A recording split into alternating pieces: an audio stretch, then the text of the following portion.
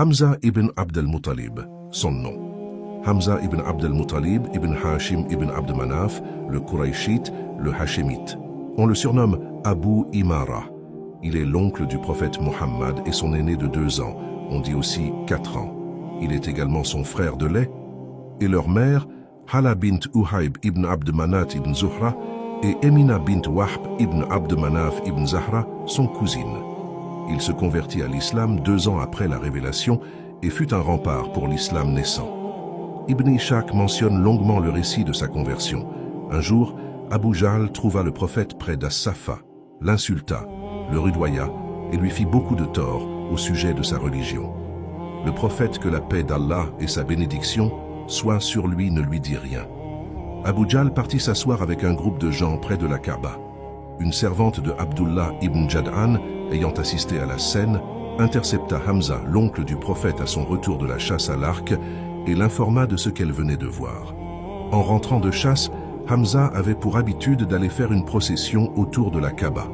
Ensuite, il discutait un peu avec chacun des groupes réunis près de la Kaaba, puis il rentrait chez lui. Il était connu à la Mecque pour sa puissance et sa poigne. Quand il croisa la servante en question, le prophète était déjà rentré chez lui.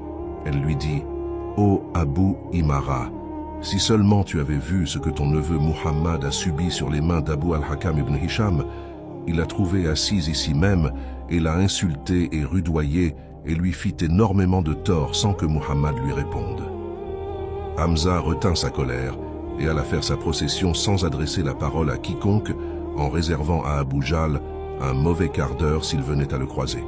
Quand il arriva à la mosquée, il le vit assis dans un groupe. Il alla droit vers lui, et arrivant devant lui, il saisit son arc et lui donna un coup violent qui lui fendit la tête et lui dit « Oses-tu l'insulter alors que j'ai adopté sa religion et que je dis ce qu'il dit? Reproche-le-moi donc aussi, si tu en es capable. » Des gens de Banu Makhzoum se levèrent pour prêter main forte à Abu Jahl, mais ce dernier les arrêta, avouant qu'il avait réellement dépassé les limites avec le neveu de Hamza, le prophète Muhammad. Depuis ce jour-là, Hamza demeura un fidèle disciple du prophète et le suivit dans tout ce qu'il dit. Ce jour-là, Quraysh comprit que le prophète, paix sur lui, était désormais le protégé de Hamza et réduisit un peu les atteintes qu'il lui portait jusqu'alors. Après l'hégire, Hamza assista à la bataille de Badr. Il y tua Shayba ibn Rabia, Utba ibn Rabia et Tu'ayma ibn Adi.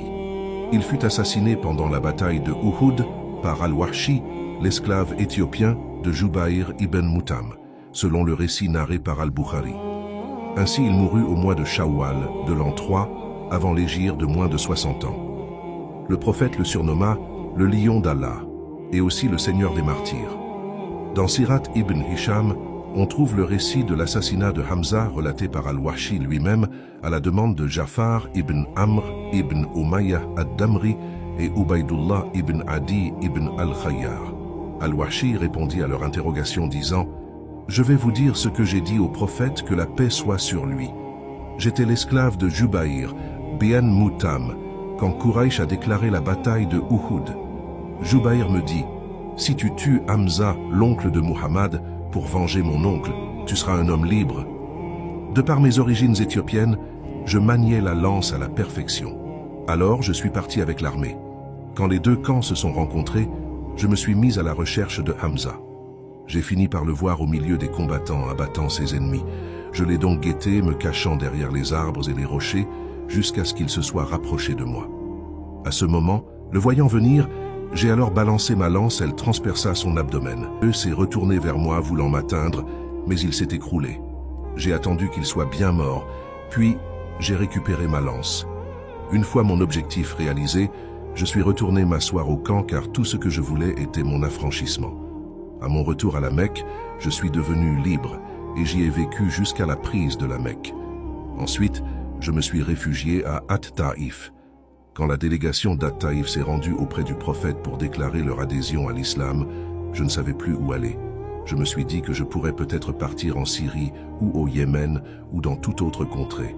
Je vivais un vrai enfer quand un homme m'a dit « Mais idiot, il n'a jamais tué une personne ayant adopté sa religion et professé la même foi que lui. » Sur cette parole, je suis parti à Médine et me suis présenté au prophète, annonçant ma profession de foi. Quand le prophète m'a vu, il m'a demandé « Es-tu Wahshi ?» J'ai répondu que oui. Il m'a demandé de m'asseoir et de lui raconter comment Hamza avait été tué. Je lui ai raconté ce que je viens de vous raconter. Quand j'ai fini, il m'a dit « Va et que je ne te vois plus ». Ce que je me suis empressé de faire jusqu'au décès du prophète. Quand les musulmans ont livré la guerre à Moussaïlama, le menteur, j'ai saisi la lance avec laquelle j'ai tué Hamza. Quand les deux camps se sont rencontrés, j'ai vu Moussaïlama une épée au poing, alors j'ai balancé ma lance, puis l'ai envoyé le transperçant. D'un autre côté, un homme des Ansar l'a frappé de son épée, et je me demande qui de nous deux a bien pu le tuer. Une chose est sûre néanmoins, de ma lance, j'ai tué le meilleur homme qui soit, hormis le prophète, et j'ai aussi tué le pire homme qui soit. Le plus douloureux dans l'épisode de la mort de Hamza, l'œuvre horrifiante des femmes Qurayshites qui passèrent parmi les morts musulmans et mutilèrent et défigurèrent leurs cadavres. Ainsi, le corps de Hamza fut gravement profané par Hind bint Utba, qui avait perdu plusieurs hommes de sa famille dans la bataille de Badr. Par la suite, elle opta librement de se convertir à l'islam et fut graciée par le prophète malgré l'immense douleur qu'il ressentait pour la profanation du corps de son oncle.